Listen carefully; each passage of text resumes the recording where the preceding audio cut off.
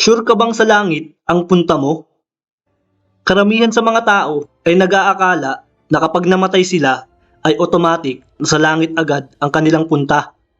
Rest in peace pa nga ang sinasabi nila sa tuwing may namamatay na kakilala nila.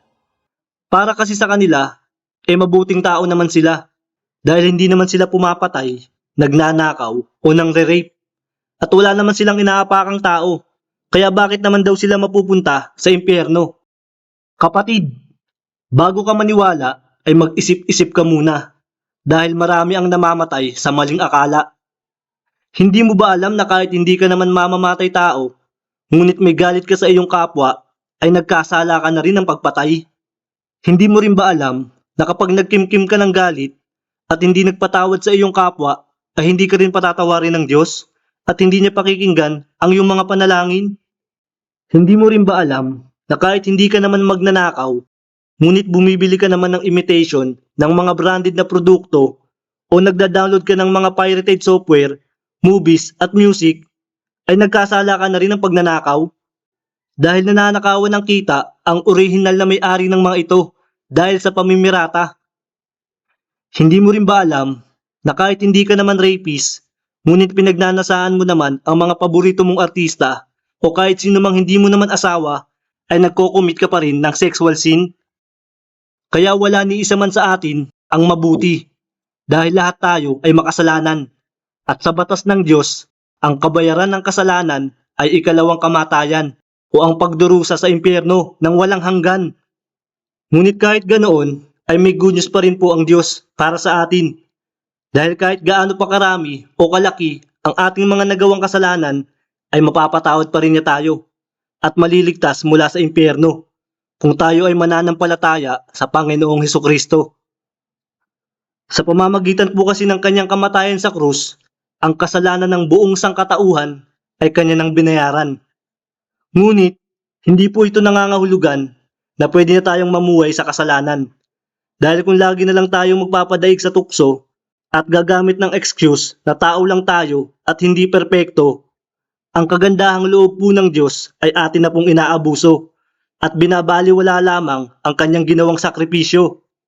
Hindi po kasi natin maluloko ang Diyos dahil naririnig niya ang lahat ng ating iniisip at nakikita ang lahat ng ating mga ginagawa.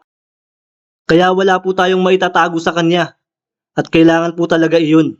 Nang sa gayon ay mahusgahan ng Diyos ng patas ang bawat tao ayon sa kanilang mga ginawa. Dahil hindi po hahayaan ng Diyos na hindi maparusahan ang lahat ng mga gumagawa ng masama. Kaya habang tayo'y nabubuhay pa, ay magbalik loob na po tayo sa ating Diyos Ama. Dahil anytime ay maaari po tayong mamayapa at kapag tayo ay yumauna, ay wala na pong chance para makapagsisi pa at makaligtas mula sa kanyang parusa. Hihintayin pa ba nating nag-aagaw buhay na tayo bago natin kilalanin ang Diyos at sundin ang kanyang mga utos? Lagi na lang din ba nating ipagpapasabukas ang pag-aaral ng Biblia?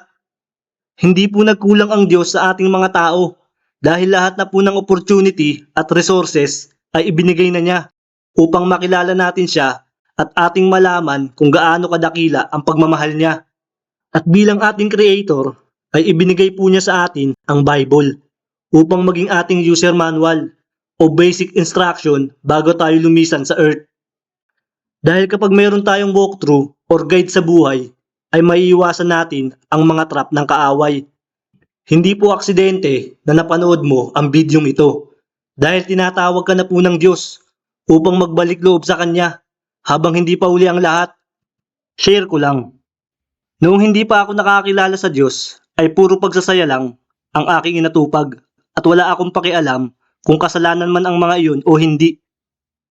Ngunit dahil mahal po ako ng Diyos at hindi siya sumuko sa akin, ay nagamit po niya ang nagdaang pandemic upang buksan ang aking mga mata at magbasa ng Biblia para sa kaligtasan ng aking kaluluwa.